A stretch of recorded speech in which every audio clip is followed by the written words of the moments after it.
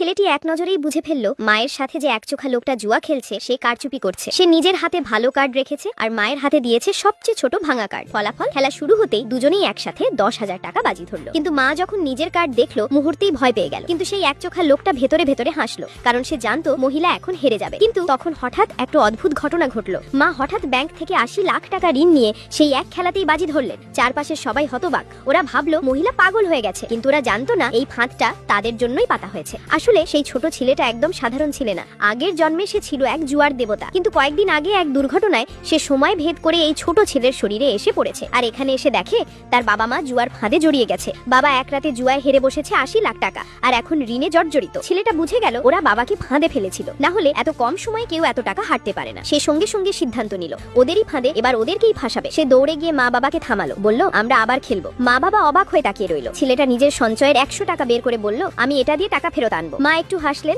ভাবলেন যাক বাচ্চা শিক্ষা পাক, তাই তিনি খেলায় বসলেন। কিন্তু এবার শুরু হলো ছেলেটার আসল খেলা।